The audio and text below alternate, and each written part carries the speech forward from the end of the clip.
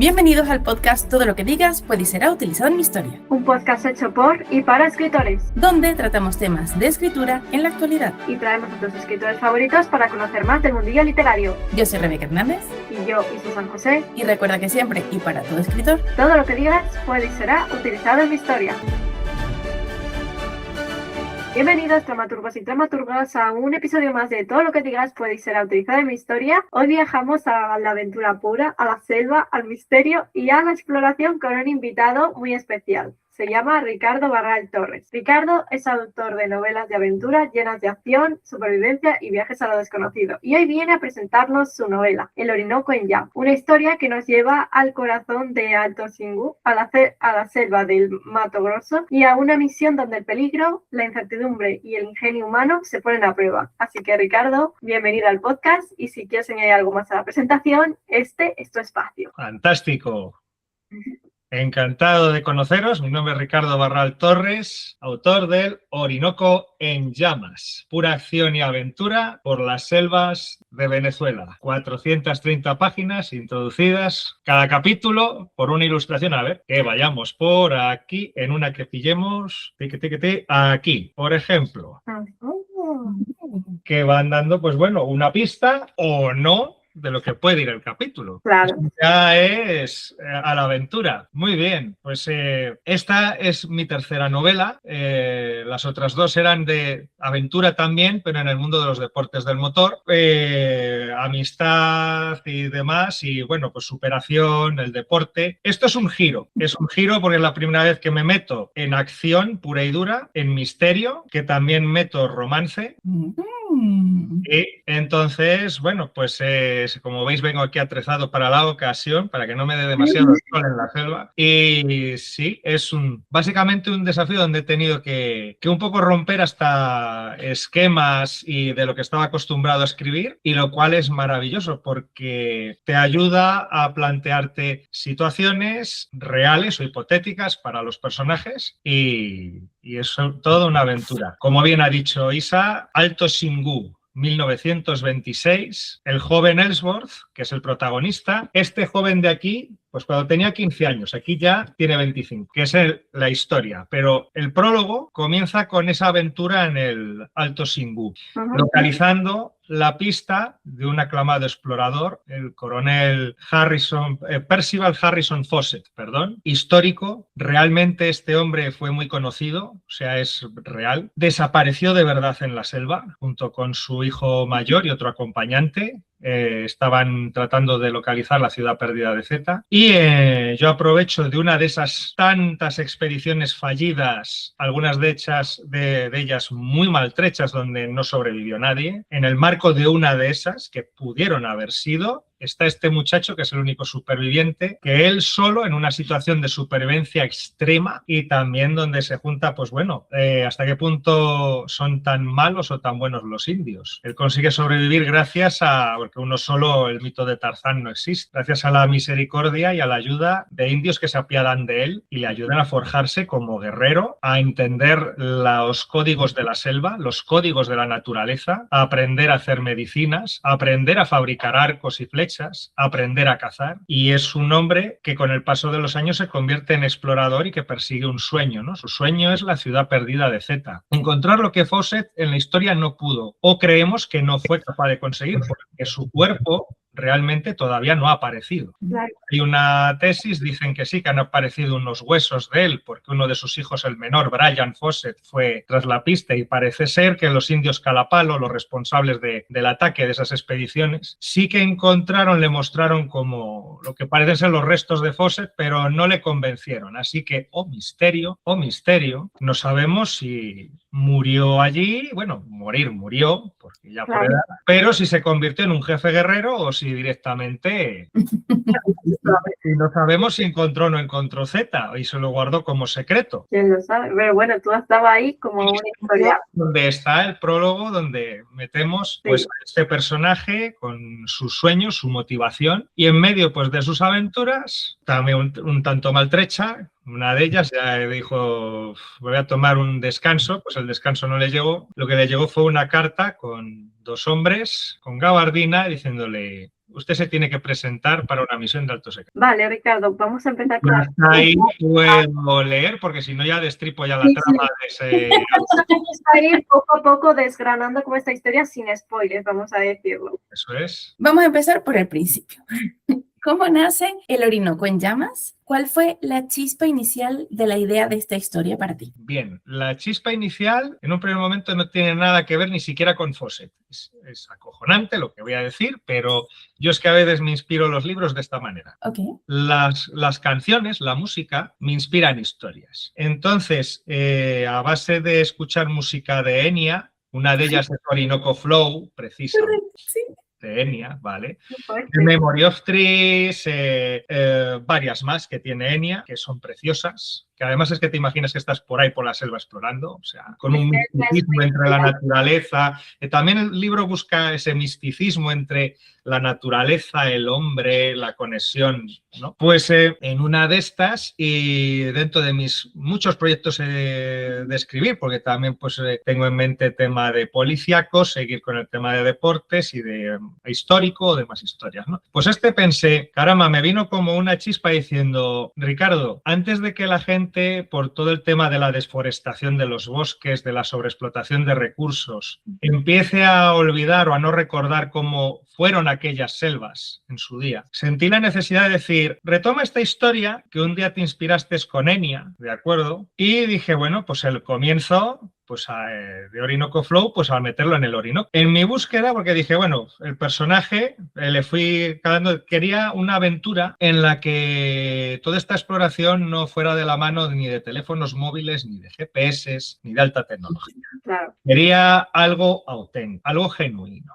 Algo en lo que te dé la sensación como si te estuvieses en inmersión en la selva, el hombre y la naturaleza. El hombre y la naturaleza. Y dejémonos de historias. Aprender, pues, por cuándo sale el sol, cuándo se pone, la orientación, medicina natural, inmersión y adaptación, pues, a las especies, en esa línea, ¿no? Y dije, bueno, pues voy a ambientarlo en una época que no sea ni muy prehistórica, ni tampoco en una época de ciencia moderna, pero sin GPS. Y se me ocurrió como una idea muy buena, además porque tiene muchas posibilidades, la década de los años 30, 40, es una época buenísima. E indagando, ahí es cuando ya voy hilando, buscando pues de tema de exploración, encontré el caso de Fawcett, no lo conocía, sí que me topé con una película que se llama La ciudad perdida de Zeta, que la película no tiene tanto que ver con el libro es mucho mejor. Ahora no lo tengo aquí a mano, pero es un libro que se llama A través de la selva amazónica del coronel Fawcett. En ese, que es autobiográfico, que recogen pues eso, sus memorias de exploración. Ahí te cuenta, aparte pues de las misiones, lo que hacían, cómo navegaban, el tipo de embarcaciones, los nombres, los bichos, las enfermedades que tenían, todo el tema político entre distintos países, de líos de fronteras, con Bolivia, Brasil, o el Perú, Colombia, con Venezuela. Aquí en la novela aprovecho lo de Colombia y Venezuela. Bueno, pues en una de esas dije, vale, voy a utilizar esto con este personaje, me sirve para forjar a este hombre que yo inicialmente le iba a meter más maduro y con más años, o sea, ya con unos 50 años. Le voy a hacer como una especie de historia previa de orígenes, y el origen, su primera gran aventura de este aclamado explorador de ficción, es esta. Y así es como nace. O sea, tú fíjate en qué cabeza de chorlito de primera división cabe todo este proceso. No te preocupes, porque creo que Orinoco Flow es una de las mejores canciones que tiene Enya. A mí me lleva a lugares fantásticos también. Sí. Así que yo creo que sí le haces mucho, sí da mucho juego para que total. para todo esto, sí. Sí, conforme vayáis leyendo la novela, lo veréis.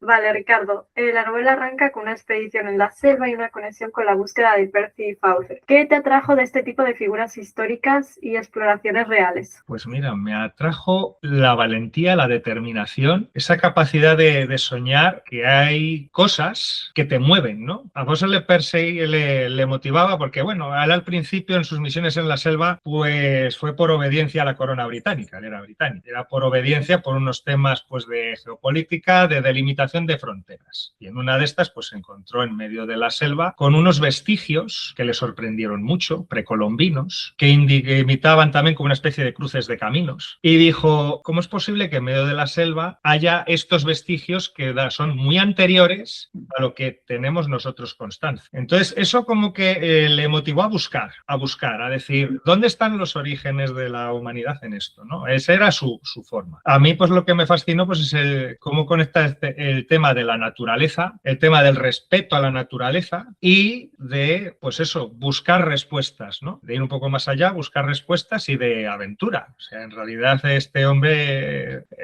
era un regado echado para adelante. O sea, no se amilanaba ante nada. Y eso pues es lo que yo cuando lo vi dije, pues hombre, en cierta tal cual línea sí que es una motivación para este personajillo mío, para James Ellsworth. A ver, has mencionado que tienes mucha historia sobre Fawcett y te basas un poco en esa historia, te basas un poco también en la historia de Latinoamérica, te basas un poco también en el momento geopolítico, te basas también en la parte natural, medicinas, animales. Esto significa que hay una investigación y una documentación de fondo que es un trabajón, ¿vale? ¿Hay algo que te haya gustado como especialmente más a ti de toda esta parte de documentación? La parte de documentación creo que más me ha gustado, aparte de decir, ¡uy, qué interesante!, ¿no? Pero yo diría que lo más fascinante para mí era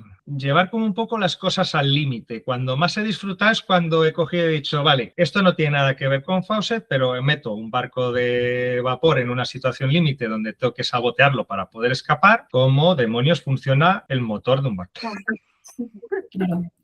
Es que no me ¿Cómo me desharía yo me acaban de atar y me tengo que escapar? ¿Cómo resolvería el desatarme? Claro. ¿Cómo respondería ante esto? Este mito que dicen de tal o de buscar leyendas, como por ejemplo aparece en el libro El monstruo de las 7 cabezas, que está por que lo dice, sí, Ciudad Bolívar, en lo que llaman la piedra de en medio, indagar casos, no sé qué, tal. Pues bueno, ese tipo de curiosidades, el ir un poco, el llevar también las situaciones al límite, el pensar ante una situación determinada, qué realismo puede tener y cómo puedes salir de ella, cómo construirte un refugio en la selva. Indagar, pues, de fieras, por ejemplo, qué tipo de letalidad tienen, cómo atacan, si normalmente suelen atacar, si es más un mito o una leyenda, hasta qué punto, pues dices, bueno, por ejemplo, el tipo, pues el ataque de la escolopendra o de tal o cual tarántula, pues cosas de esas que tú vas investigando, el uso de las armas, pues me estuve mirando que eso fue muy divertido porque utiliza un rifle Winchester el protagonista.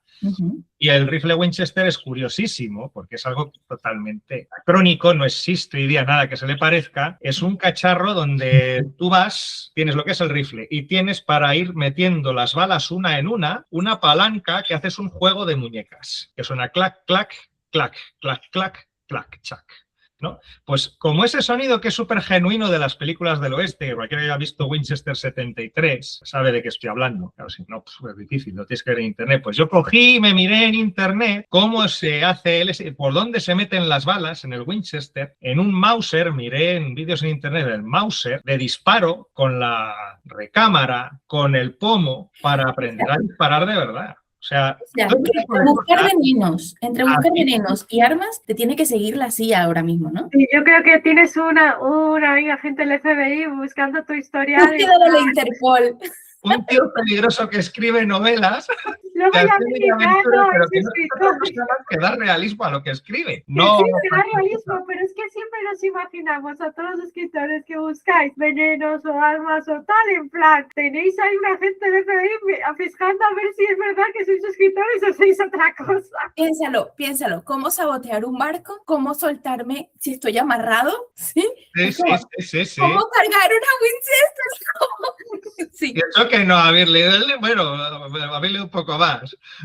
Pero vamos, sí, no, tiene y luego pues cosillas que ya ¿Sabes? sabes pues de leer de otras cosas. Tiene también de género bélico, como también tiene, hay un momento que tiene bélico, entonces bueno, pues armamento de la época. Claro, ¿ves lo que te digo? Armas, El historial ¿qué de... tipo de uso tendría? Si es más o menos realista meterlo por la selva o por las calles de determinada población cerca a la selva. Si es navegable el Orinoco o no, con qué calado, qué Vale. podemos meter ahí. Si unos destructores y un crucero o un portaaviones, no sé. Pues todo ese tipo de cosas y mirar a ver las distancias. Pues claro, en una de estas también para distancias, pues miré lo que era, porque no tampoco lo sabía, una milla náutica. Pues una milla náutica, lo pongo en el libro, ahora mismo no lo estoy diciendo de memoria, pero es como 1,82 kilómetros o cosas así, estoy hablando muy por encima, ¿vale? Entonces, esas distancias medidas para hablar en tema náutico, claro. Rarezas de esas. Pero está muy curioso, está muy curioso. Sí, sí.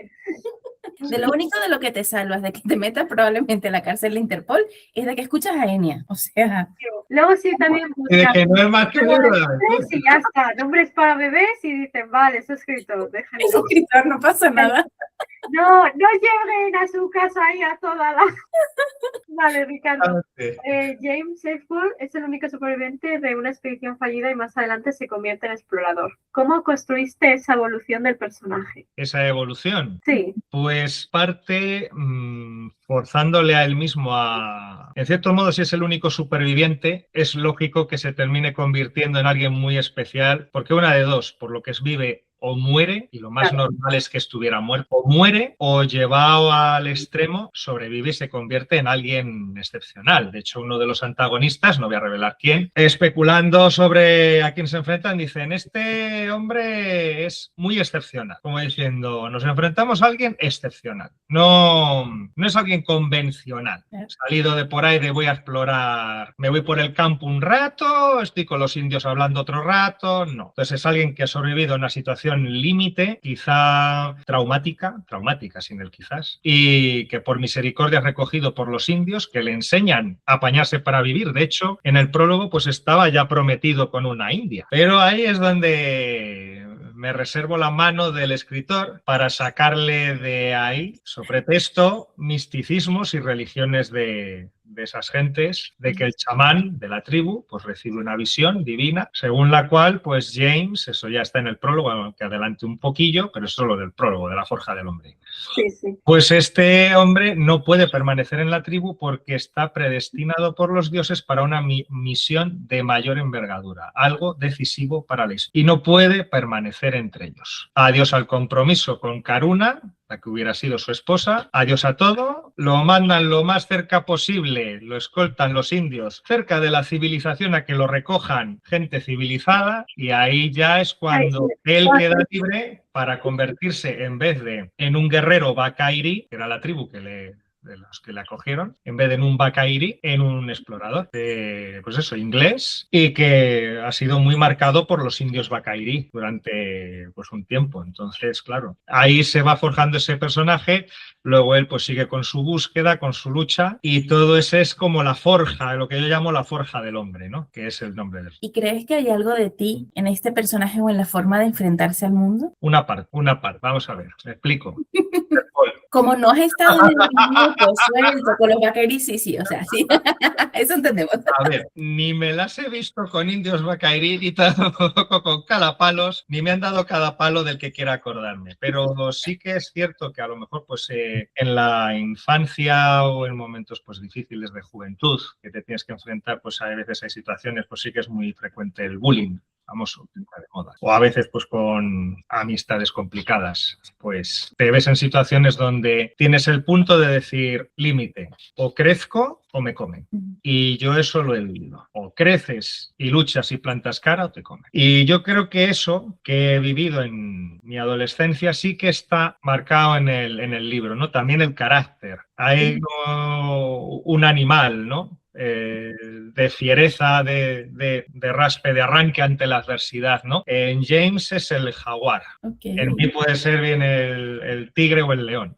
Entonces sí que hay algo ahí detrás. Luego, pues ciertas cosas, pues también sí que pongo, pues a la hora de afrontar pues los problemas también hay una parte de cierta psicología mía, ¿no? He enseñado pues siempre pues a luchar, a sacar los problemas adelante, a mirar la vida de frente, luchar antes que huir, eso.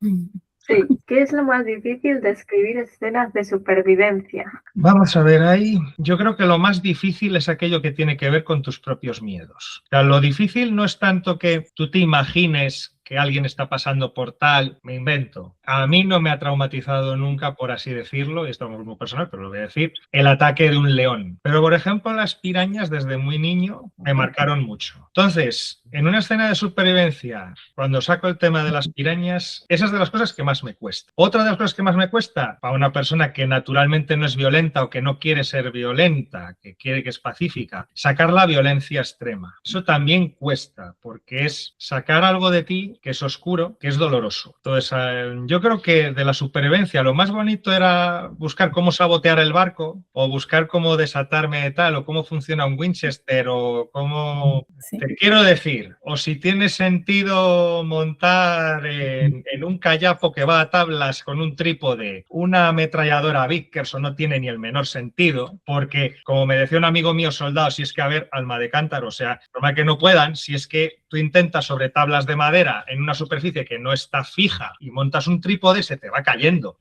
La ametralladora va así. Eso puede funcionar en una película de estas de Hollywood, pero en la realidad no. Entonces, en Rambo 3 puede funcionar de maravilla, pero eso no funciona. Con una mano. Sí. Con una mano. Coges la Bren o la Vickers. Ya está. Es una ametralladora del tamaño del brazo del protagonista de uno de estos. ¿Claro? Y ya está. Pero en la realidad eso no es así. En la realidad, incluso si quieres coger tal, mejor con las dos manos y ya puedes ir bien mazado. Claro, cosas que son de la realidad, cosas que no. Ahí es donde. Eso ha sido la parte fácil. La parte difícil ha sido enfrentar miedos, traumas propios. Eso ha sido lo difícil. O sea, el imprimir ante ciertas bestias, ciertas fieras o ante ciertas situaciones que se dan en conflictos entre personas o entre malvado y tal, enfrentar a eso, mirar de frente a lo que uno lleva dentro. Como diría Yoda en la Guerra de las Galaxias, en el Imperio contraataca, cuando le pregunta a Luke en la cueva, vamos, están haciendo, pues, le dice, ¿qué hay en esa cueva? Y le dice, solo lo que lleves contigo. Ese es el mayor enemigo, solo lo que lleves contigo. Entonces, lo más difícil para que a enfrentarse un escritor, tenga el nivel que tenga, es lo que el escritor lleve consigo. Y ahí he tenido que enfrentarme a cosas. Es muy buena frase esa, ¿eh? Muy sabio. No, porque lo he leído. Entonces dices, ostras. Y en el amor también, tiene también su cosa. Lleva adentro. Eso es vale. Ahora que estábamos hablando de la selva, el entorno, la selva, el río, la frontera, todo esto que metes dentro de la novela, casi parece un personaje más. Así que, ¿cómo trabajaste tú esta atmósfera? Porque tú has ido allí. No he ido físicamente, okay. Pero sí, bueno, he leído por ejemplo, de Fawcett sí que trata un poco ese tema, ¿no? Y luego también, pues bueno, hay escritores que han trabajado también en parte. Por ejemplo, Sir Arthur Conan Doyle, que se le conoce más por las novelas de Sherlock Holmes, escribió Mundo Perdido. Correcto. Al que también hago una pequeña cuñita, ¿no? Que también juntaba pues el misterio y que también estuviese pues como que da la sensación de que estaba viva la naturaleza, macho. O sea, no sabes que se confabulan las fieras con la selva, con no sé qué. ¿Y dónde salen estos monos de repente? O de repente que estoy tan tranquilo en el río me están saltando las pirañas. O sea, ¿esto de qué va? Pues un poco también bebe de ahí. Y luego pues en un plano más amable, mucho más amable, que he intentado recopilar en uno de los capítulos, donde James tiene que reconciliarse un poco con su animal interior. Pues eso también, pues por ejemplo, en casa con mi mujer pues tenemos unas mascotas, unos pajaritos. Y a mí me gusta observarlos, a mí me gusta observar mucho. Y a veces observándoles, y después en el Campo Grande aquí en Valladolid, pues que ves los animales, las ardillas, los pajaritos y tal, ves, a ver, no quiero meterme en camisas de 11 varas, pero ves como un cierto alma detrás de los ojos de esos animales. Ves algo. Ves que tienen cada uno una personalidad. No tienen lo mismo la personalidad. Tenemos dos pajaritos, uno Richín y otra Carmencita. La personalidad de Richín no es la de Carmen. Eso también dices, también la naturaleza está viva. También pues en casa tenemos bastantes plantas. no como esta artificial de aquí, pues tenemos más naturales, ¿no? Tienen también su cosa, depende del cariño con que las trates, aparte de que las riegues.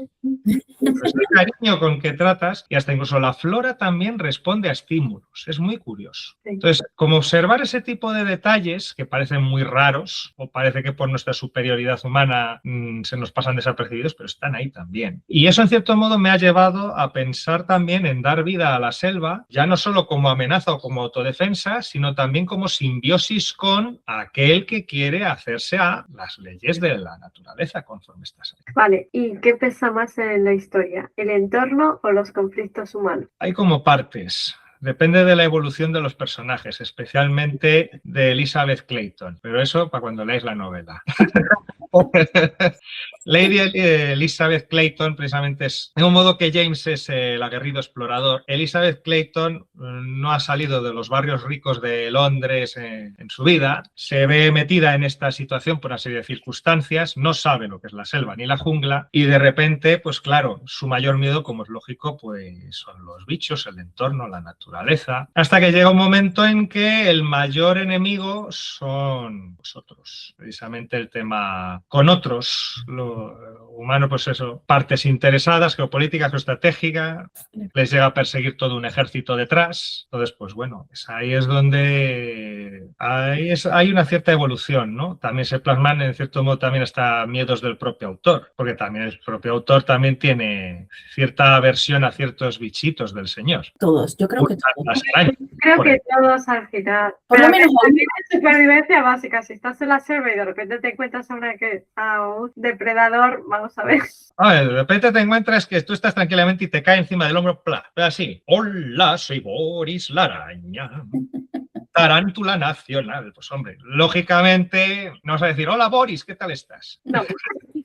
no. Vamos a ver, hay que ser lógico. El ser humano también tiene instintos de supervivencia. Pues te pega un repelús y claro, pues eso, sí, eso es curioso, sí.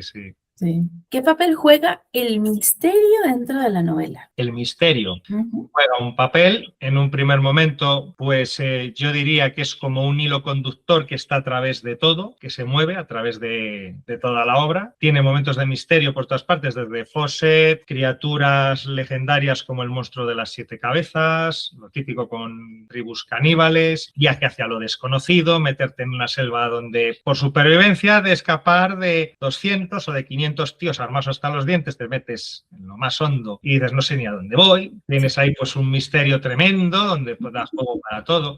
De hecho, cuando fui escribiendo la novela para documentar con ríos reales y zonas y ubicaciones reales y calculando hasta distancias de los viajes, con el Google Earth, sí, lo documenté así, mirando, y tú te pones con el Google Earth por las zonas de selvas de Sudamérica. Hay algunas zonas en las que tú empiezas a hacer zoom.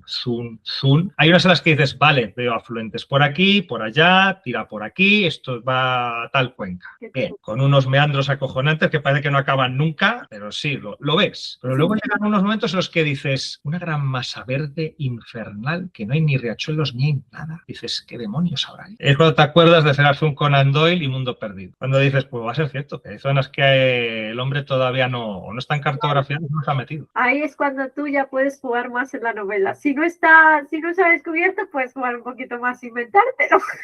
Es que se meten en una donde te lo dejo. Además que lo cartografía. Pero también es lo bueno también de la novela, que aunque te basas a lo mejor en cosas que son reales, sí. hay ciertas cosas que a lo mejor son ficción también. Al final la historia, este personaje no es real, entonces tú le creas. Real es Fawcett, que ocupa el prólogo, realmente. Sí, por eso. No ocupa más. Pero tú creas como es parte de la historia que te inventas, cosas que pueden ser posibles. Y luego el resto de personajes son inventados y meto alguno, tiene el año 1935, pues alguno histórico. Bueno, pero ahí ya juegas, claro, tú has jugado ahí entre ficción y realidad y eso está también muy bien. Como hipotética realidad, sí. Bueno. Hay una parte de que invitar al lector de hay una parte en la que dices, vamos a ver, sí, esto oficialmente no ha ocurrido, pero ¿quién me dice que no haya ocurrido? O si hubiera podido ocurrir, y hubiese sido en vez de como dice en la novela de otra manera o tal como dice la novela, ¿cómo hubiera sido la historia, ¿no? O sea, Claro. hay una parte en la que dices, vale, tú aquí, Ricardo, te marcas un Pilatos y dices, me lavo las manos, esto es ficción, Y ya pero está. de repente me metes al rey Jorge V, de repente me metes al tal presidente de la República de Venezuela, de repente metes estos datos, de repente está tal potencia europea muy interesada en el ajo por el tema de Venezuela y que no es el Reino Unido precisamente. Periodo de entreguerras, ascenso de los fascismos, pues háganse una idea. Entonces, ahí hay una parte que sí que hace de hilo conductor y que está como presente durante toda la novela, ¿no? Es que tienes un buen cóctel. Sí, sí, eso me dijo un escritor. Alguien en la feria del libro, cuando vio el libro, me dijo, Ricardo, me quedo muchas cosas, ¿eh? Va a ser tu tercera novela, te has complicado mucho la vida. Y yo, sí, es que no, Bueno, pero ha salido, si la historia lo pedía, ¿qué le voy a hacer? O sea, y iban a hacer menos páginas, de hecho. O sea, en principio tenía proyectadas sobre 300. y tú vas y 400 y pico. ¡Hala! Fueron creciendo, los personajes cobraron vida propia, especialmente Suele pasar. una. Siempre hay La portada. una que canta y va, dice, déjame a mí. Y claro, la mano del autor también está para redirigir en ciertos momentos, pero si tú metes tijeretazo gordo, pues se nota mucho y pierde el magia la novela. Claro. Entonces, el autor también, todas las cosas también complicadas de este tipo de novelas, es decir, bueno, tiene manos de mis pequeñitos, de mis personajillos, así que vosotros hablad. O sea, me recuerda, no sé si habéis visto una película que es muy graciosa, El hombre que inventó la Navidad, The Man Who Invented Christmas, que va sobre Charles Dickens tratando de escribir, de componer cuento de Navidad, canción de Navidades. Yo lo he visto. Pues el tío está muy curiosa la película, yo como escritor me lo pasé pipa y dije, sí, más o menos es así. Enfrentarse a sus miedos, a sus fantasmas más ocultos para poder sacar canción de Navidad. Los personajes cobraron vida y él quería llevarlos por un sitio. Y ellos dijeron, Pero ellos iban por otro. Y Scrooge tenía un final determinado y el pequeño Tim tenía un final determinado. O sea, originalmente Scrooge se condenaba al infierno de cabeza por malo y Tim moría porque tenía que morir un inocente. Pues al final eso cambió por completo. Y el cuento fue mucho mejor. claro, porque hizo caso a los personajes. A veces los personajes llegan a los mejores finales. Scrooge se le quejó, dijo, yo tengo que tener oportunidad de redención, yo no puedo ser tan malo. Los malos tenemos motivos, hazme que sea bueno, jodido. O sea, ¿por qué tengo que ser tan malo? No tengo una oportunidad para cambiar, quiero cambiar. Y eso se lo planteó un personaje. Que hay que escucharles. Aquí y aquí. Creo que está muy guay. Y ahí es cuando también, pues James pues me plantea también cosas, Elizabeth Clayton, tantas, y es cuando tú ya tienes que decir, bueno, pues os dejo y a ver qué sale de aquí. Cuando tuve una conversación con un amiguete que también está empezando a escribir, que me dijo, Ricardo, algunos personajes tuyos tienen un peligro que les puede pasar de todo. Sí, son. Y Pero eso es una pesadilla para el escritor, pero mola. es una pesadilla, pero a la vez yo creo que aprendes también mucho. Mucho. Porque hay veces que tú estás enfocado en que tiene que acabar de una manera y tiene que ser así y así, y el personaje es como te está diciendo no. Te está diciendo no. Por ahí no voy. Por ahí no. Sí, no. Mismamente hasta James en situaciones de supervivencia que le podía haber hecho a los Rambo 3, me dijo, a ver, Ricardo, soy guerrero especialista, pero no soy gilipollas, con perdón. ¿Vale? Es más fácil que lo hagas así. Ya, pero es que así es más fácil hacerlo así. Tú eres sobrevivir o machacar. ¿Quién es el inspector? O yo, pues esta. Y al final él me iba resolviendo la cosa. Qué guay. Oye, pues mejor si encima él te lo resuelve y tú te quejas. Claro. Vamos a hablar ahora del proceso de crear. Y es, ¿cómo es tu proceso de escritura? ¿Eres más de planificación o dejar que la historia te lleve? Vamos a ver, tengo de todo un poco. Ya sé que suena como un caos, pero yo lo cuento. Y luego luego ustedes lo encajan como. Vamos a ver.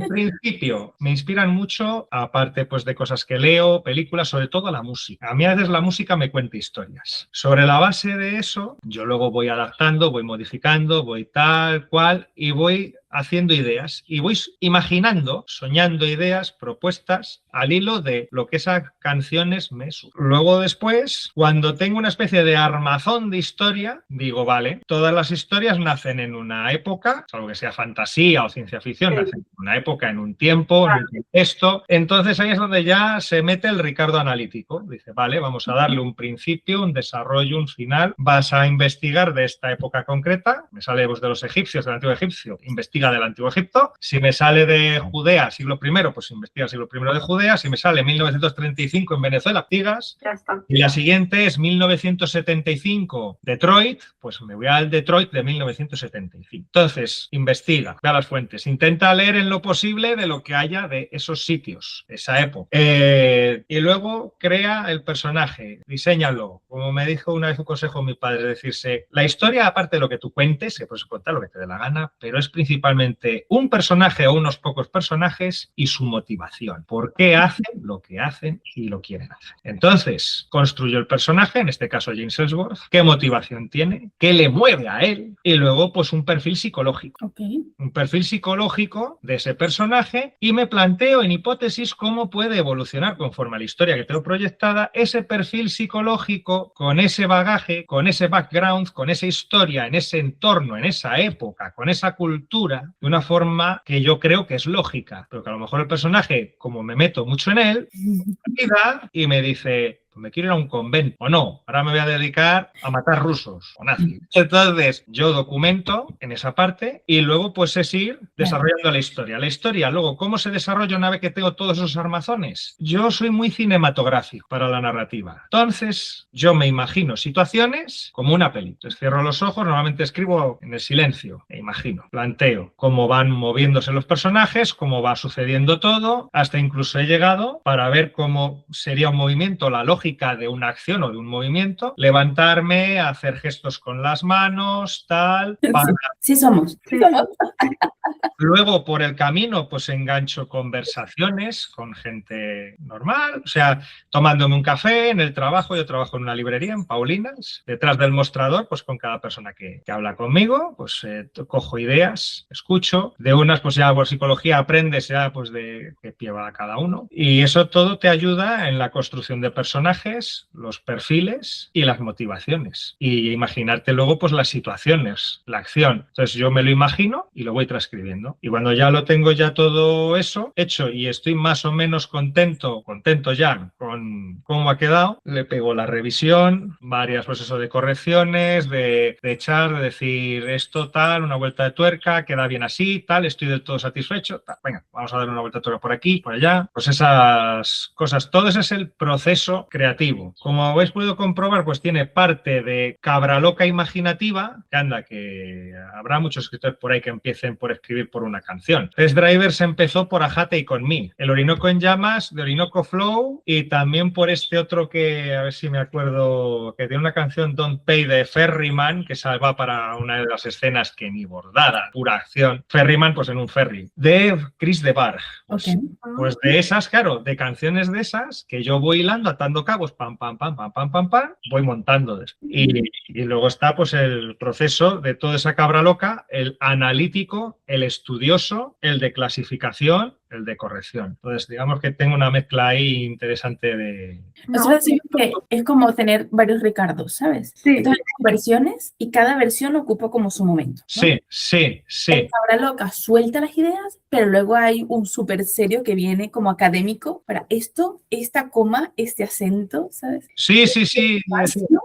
Sí. Eso es, eso es. Sí, y sí. menos mal que yo no era de notas muy altas en lengua castellana y literatura, que si no, sería aún más terrible. Pero sí, sí, sí, o sea, sí, eso me gusta. Bueno, y el analítico de lo del sabotaje del barco. Y luego había otras, bueno, sí, claro, de la medicina natural, en vez de inventarme las plantas, cogí pues por archivos y mirando de PDF de botánica natural y de medicina. Claro, o sea, algunos remedios de los que figuran en los listados que tengo de documentación, que aunque no los cito en el libro, pero sí que están reflejados en En la novela. Claro. Qué guay. O, por ejemplo, la virola cuspidata para tratar el tema del paludismo, que se puede utilizar también para las fiebres de los mosquitos. Por lo menos para aliviar la fiebre y paliar ciertos síntomas. Ya te has vuelto un experto. Pues bueno, pues cosas Ya te podemos soltar en el medio del Amazonas. Qué casi. bien.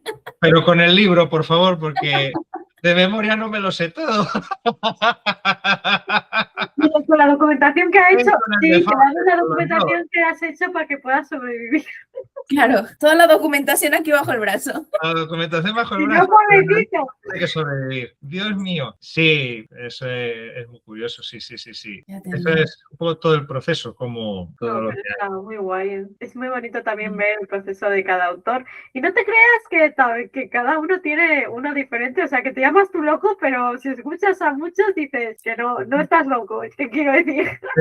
Sí, sí, sí, sí. Hombre, yo creo que de cierto modo es necesario porque si eres como muy analítico para todo, hay un problema, no te terminas de soltar. Y en Claro. este mundo hace falta soltarse para que puedan hacer algo, porque si no lo sueltas no nace. Para que puedas crear. Empiezas a darle mil vueltas, mil vueltas, mil vueltas, mil vueltas y no sale adelante. Entonces tienes que dejar un punto de decir, mira, chico, ya. Y la tecla de Tienes un borrar. sueño, tienes a veces, porque a veces me ha pasado soñando, o que te inspira algo, qué idea más buena, tal, transcríbela, o sea, no le mandes a la porra a la musa en ese momento, o sea, transcríbelo aunque sea y luego ya le darás cuerpo. Porque tenemos mucho, tenemos que tener mucho cuidado porque luego está el botón de borrar y entonces puedes borrar toda la buena idea que has sí, sí, no. No, Sí, sí. déjalo. Cuando entra el analítico, antes de que realmente termines de escribir la historia, Claro, sí, sí, no, el analítico tiene que ir después. después. El analítico después, porque a lo mejor algo que te parece una locura en ese momento, Claro. pues esto que puedo tal, pero a lo mejor luego analizado después a posteriori con todo, Claro. pues cobra fuerza y dices, pues va a ser que, Funciona y es como, va a ser que puede ser. Sí. Vale, ¿qué fue lo más complicado de construir en el Orinoco en Llamas? Porque claro, tienes como muchas piezas interesantes, históricas, naturales, los animales. Supongo que tienes diferentes grupos indígenas, voy a suponerlo, Sí. ¿ok? Porque claro, la zona da para eso. Da. Claro, da para que también haya conflicto selvático, ¿sabes lo que te digo? O sea, Sí, sí. político selvático, bien. ¿Qué fue lo más difícil para ti de construir todo esto? Pues lo más difícil, honestamente, aparte de que fueron 431 páginas, de pronto, yo diría que lo que más tiempo me llevó y también cierta complicación, mira, sí, aparte de la investigación, las lenguas. Porque hay palabras, hay frases, expresiones, lo sé que desde todo un momento ya digo, oye, pongo en cursiva cuando están hablando en Piaroa o están hablando en Sicuani, No dices, mira, están hablando en tal, pero tú lo estás entendiendo en español. no te voy a meter 2 páginas enteras de diálogo en Sicuani. No. Pero palabras concretas y la documentación de cosas muy específicas, eso sí que ha sido, yo diría, lo más difícil. Lo más difícil dentro del entramado, eso. Lo menos difícil, yo diría que encajar la trama geopolítica. Esa como que estaba más natural. Okay. La trama geopolítica, geoestratégica en mi cabeza estaba más natural. Otra cosa es que para el lector diga, le falló a Ricardo. Eso ya es otra cosa. Pero que luego tenga sorpresas, ¿no? Pero como que hay... Claro. Y ahora vamos a tu trayectoria, porque El Orinoco en Llamas no es tu primera novela. Has tenido 2 anteriores, que es la de Test Drivers. ¿Qué evolución ves en tu forma de escribir desde entonces hasta ahora con esta nueva novela? Pues varias cosas. La primera, el enfrentarme por primera vez a miedos interiores, a salir de mi zona de confort. Me explico. En Test Drivers, pues fueron 2 novelas muy amables del mundo de los deportes del motor, muy correctas. Pues eso, con un vocabulario muy amable y donde, como dice Aníbal, el del equipo A, me encantan que los planes salgan bien, pero sin morir nadie. Pues aunque hubiera en las carreras de coches y tal, pero realmente no había que irse de funeral, lo cual era maravilloso. O sea, muy amables. Incluso había un trasfondo cristiano, religioso, muy claro, muy de pastoral, muy bien. No salía de mi zona de... Sí que es cierto que fue de las primeras veces, porque Test Drivers sí sí que tuvo la complicación de la documentación. Fue la primera vez que me enfrenté a la documentación técnica, no solo de velocidad punta, aceleración de 0 a 100, tipo de suspensión de los coches, sino el pilotaje. O sea, mirar reseñas, mirar pues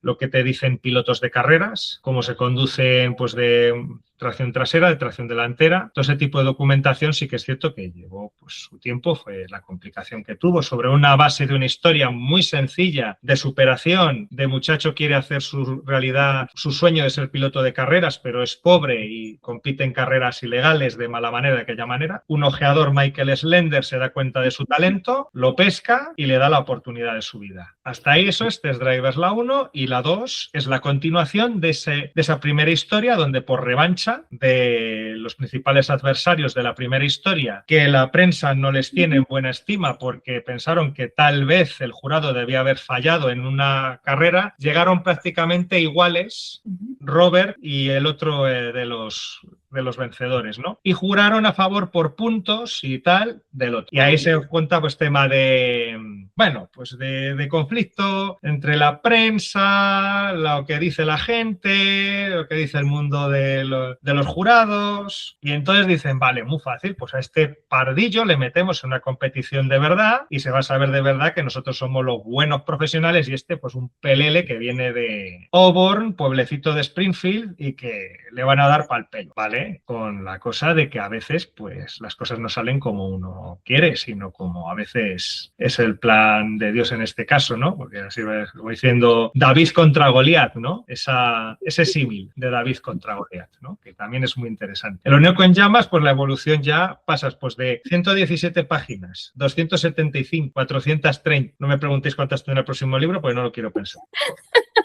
Porque solo vas agrandando, no has bajado ninguna todavía. Se suponía que el Orinoco en llamas se iba en torno a 300. Sí, sí, vale, se suponía que el torno iba a ser un poco más grande que Test Drivers 2, se suponía. Era mi idea original, lo siento, pero se me sublevaron los personajes y salió 430. Como sigas así, la próxima es una biología, porque... Puede ser. ¿Qué pasa? Evolución como escritor. En el Orinoco en llamas, cambio totalmente de registro, no tiene nada que ver. El tono no es amable, el tono es el de supervivencia, es el que es. Claro, que al final la novela te pedía otra cosa. Siento, hay hasta tacos, hay sangre, hay violencia, claro, pero intrigas, hay pasiones humanas, eso fue pues una de las barreras a superar. Otra de las barreras a superar fue sin ningún trasfondo religioso, simplemente aventuras en una situación donde los personajes tienen que sacar lo que llevan dentro en esa situación. Unos sacan el bien que llevan dentro, otros el mal que llevan dentro, a ver, con su perfil psicológico. No hay nada predeterminado, aunque claro, pero al final el bueno es James Ellsworth, pero entonces ahí tienen que ir creciendo los personajes, y donde, claro, la complejidad de otras cosas sí que es cierto que a nivel técnico de motores, de conducción y tal, no tenía tanta complejidad, no era tan mecánico, tan técnico como Test Drivers, pero sí que es cierto que en el Orinoco pues hay que meterse en temas pues, de medicinas, de plantas, que aunque no te explique mucho, pero el hecho de yo me tengo que documentar para que no te meta una patada, ¿qué es eso? Pues eso influye, claro, el tema pues, de las tribus, la lengua, sus costumbres, pues bueno. Claro, que la gente a veces no es como muy consciente, cada uno tenía sus costumbres, sus dioses, sus cosas a quien le rezaban o cómo trataban ciertos temas, sí, la vida, la muerte, o sí, o sea, son temas que cada población indígena trata de una manera totalmente diferente, aunque están casi que una al lado de la otra. Exacto. Sí que es cierto que hay como temas como muy transversales. Lo que pasa es que ellos, ¿qué ocurre? Que entre las distintas tribus que cambian los nombres. Pero normalmente como transversales tienes, punto primero, el verdadero hombre somos nosotros. Normalmente, no sé si lo tengo por aquí, hay unos que como se suelen llamar ellos, estos de los Bacairí, en una de estas que dice, tal vez la primera palabra que aprendió en Bacairí fue Cura, el verdadero nombre del pueblo Bacairí, que significa gente, la verdadera gente. Esto es así, o sea, la palabra, la expresión es real y significa la verdadera gente. Tiene otra expresión para definirse a las gentes, pero la verdadera gente que sepa que somos nosotros, los de la tribu. Pero es que esto te lo hacen los Sicuani, es que esto te lo hacen los Piaroa, es que esto mismo, los Calapalo todo. Entonces, ellos primero se autodefinen cada tribu como somos los verdaderos hombres, los demás sois hombres de segunda, ¿no? Y es verdad. Y es muy curioso. Luego, las deidades que tienen son para pedir por la lluvia, por las cosechas, por la caza. Entonces, todo eso es transversal, le cambian el nombre, con su mitología diferente, pero tienen como en eso de unión eso, que es para pedir por cosas. La muerte la tratan todos con mucho respeto. Sí. Tienen unos rituales y luego, mayormente, pues bueno, pues o bien enterramiento o bien en el río, pero tienen unos rituales. O sea, la muerte no es decir, no, o sea, tienen que hacer unas oraciones, unos rituales para que ese alma bien vaya a la naturaleza, bien descanse o vaya a la O se vida. convierte en un animal que los proteja o se convierte como su... Comunes que tienen entre ellos. Y luego los códigos de convivencia. Los códigos de convivencia son habitualmente también muy comunes. Tú estás aquí, trabajas, colaboras para la comunidad, cazar, pescar, participar en las danzas. Las danzas son también rituales, están muy unidas a la religión. Entonces todo eso está muy, por así decirlo, es como muy común. O sea, sí que podemos decir, joder, que no tiene nada que ver con otra, pero si tú indagas y de los nombres haces una tabla Excel y donde tienen distintos nombres pones lo que hace cada uno, Sí. dices, pero si es que os parecéis mucho, cabrones, si es que tenemos un ADN ¿Qué es eso? de muy similar, ¿no? O sea, hay cosas que trascienden más allá, ¿no? Se deja ver la cierta trascendencia del hombre en sus distintas tribus y en sus distintas culturas. Lo que pasa es que, claro, dar ese salto, ver y trascender ahí es lo que cuesta. Sobre todo si ya te interesa el tema y te metes en esos regados también. Claro. Es curioso, hay variantes, pero hay mucho nexo en común. Vale, ¿y qué te atrae más a la hora de contar historias? ¿La acción, los personajes o los valores que transmiten? Que la historia sea buena. Okay. ¿Qué hace que una historia sea buena? Hombre, a ver, a mí me gustan, yo tengo una debilidad por las historias de acción y de aventura.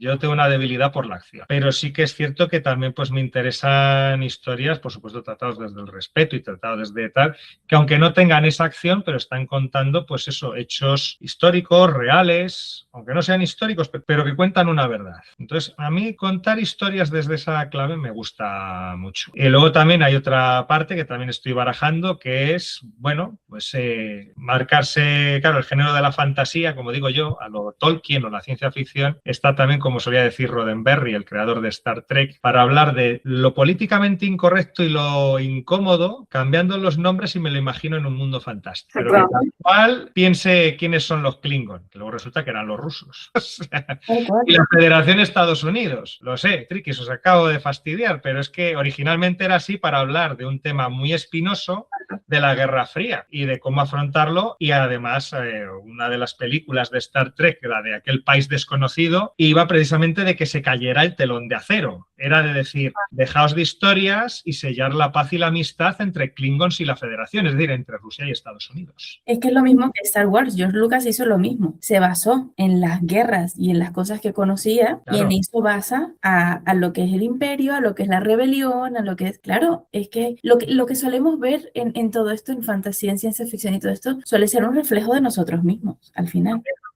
Sí, porque una cosa que he descubierto, a pesar de toda mi admiración por Tolkien, por el Señor de los Anillos, digo, este hombre, ¿cómo habrá sacado? Te inventado hasta una lengua y todo. El élfico, es impresionante. A mí me maravilla Tolkien, ¿no? Es una cosa que siempre he tenido ahí, porque también otra debilidad mía por la ciencia ficción era inventar nuevos mundos, nuevas civilizaciones, inventarme lenguas. Pero como que nunca me ha dado la mollera, o sea, lo siento, yo en lengua tengo la nota que tengo.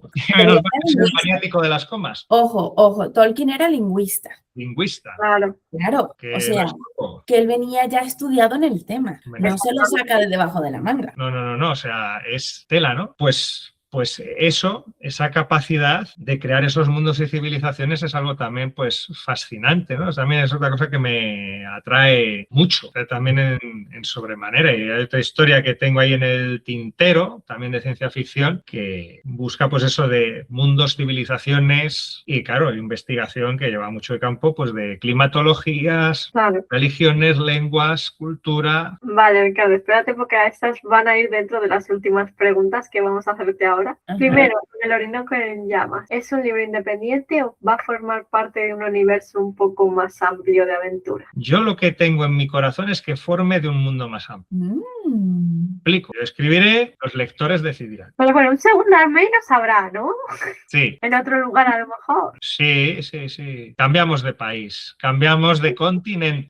Bien, Cambiamos de continente. Bien, vale. Siguiente pregunta. ¿Tienes nuevos proyectos en camino que puedas contarnos? Bueno, en la cabeza tengo cosas, pero de momento como proyectos así más inmediatos, yo diría que la próxima aventura de James Ellsworth, el segundo. que sería el segundo, que no voy a andar diciendo que si Orinoco en Llamas 2 o Test Drivers 2, no. O sea, que va a ser dentro del mundo, pero va a ser Va a ser independiente. dentro del mundo, pero sin la sensación de decir, joder, ¿cuál es el primero, cuál es el segundo? Mira, se leen indistintos. Vale. Salvo que me quieras hacer un análisis psicológico del personaje, van indistintos. Te los puedes leer con el orden indistinto. Vale. O sea, Muy lo guay. cual eso se agradece y no va en plan de, joder, ya me tengo que comprar el 1, el 2, el tal. No necesario, con lo cual eso también pues, puede alegrar. Y eso es lo que tengo más en mente. Luego ya, pues Dios dirá, porque hay otras cosas, bueno, ya os he adelantado el tema de ciencia ficción. Ujú. Hay una idea que estoy barruntando dentro de la ciencia ficción de también representar pues un poco la situación del mundo actual, una especie de el presente y los próximos años de la humanidad, pero visto a través de una historia de ciencia. Esa es una idea que tengo en la cabeza. Y luego, pues bueno, ya lo suelto aquí, porque también es otra idea que tengo. Ya no tiene nada que ver con la novela. Me diréis, este tío que polifacético es, no tiene nada que ver con la novela, pero sí tengo que ver con dos que tengo aquí arriba atrás, la Virgen y Jesús, y va a ir sobre el tema de meditaciones del Rosario, que ya voy poniendo en Facebook pues, meditaciones de vez en cuando y bueno, a alguien le va gustando. Pues bien. Algo tengo ahí en mente también, a nivel en ese trabajo así. Sí, pues oye, Y para cerrar, ¿Qué? ¿cómo te gustaría que el lector se sintiera al terminar el Orinoco en llamas? Pues me gustaría que se sintiera como, wow, qué viaje más acojonante.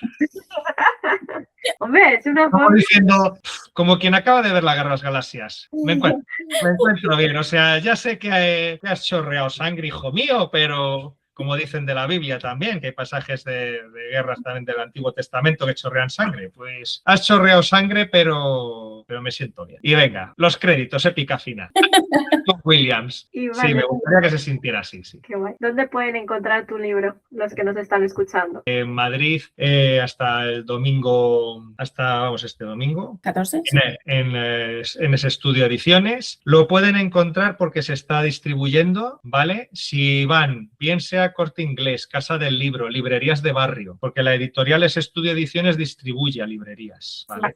Si van a su librería de confianza y les dicen, mira, yo sé que no lo tienen en stock, pero por favor, pídanlo, se lo mandan. No Vale. hay problemas de decir, incluso directamente a la editorial, si no es por la distribuidora, directamente a la editorial, contactan con ese Estudio Ediciones y ellos directamente también a través de la editorial pues se lo pueden facilitar sin problemas. Perfecto. Es una editorial de Madrid, principalmente pues donde tiene los brazos más largos es en Madrid, todo el entorno de Madrid, pero vamos que en Paulinas de Valladolid, en Calle Angustias, tenemos ejemplares y ahí pues estaré muy encantado de firmárselos personalmente, que es donde me encuentran. Pues muchas gracias, Ricardo. Lo hemos pasado muy bien. Esperamos que también hayas disfrutado de este espacio y esperamos saber pronto también de más historias tuyas, total, porque esta ha sido muy interesante. Sí, sí. También animamos a los que nos están viendo, si quieren dejar algún comentario de qué les ha parecido, si os llama la atención la historia que ha escrito Ricardo de El Orinoco y ya. Y hasta aquí el episodio de hoy. Muchas gracias y nos vemos en el siguiente. Nos vemos. Gracias por escucharnos. Aquí nos despedimos en un nuevo episodio más y esperamos que lo hayan disfrutado. Os agradecemos si dejáis vuestros comentarios para traer más temas de escritura al programa. Y recuerda que siempre y para todo escritor, Todo lo que digas puede y será utilizado en mi historia.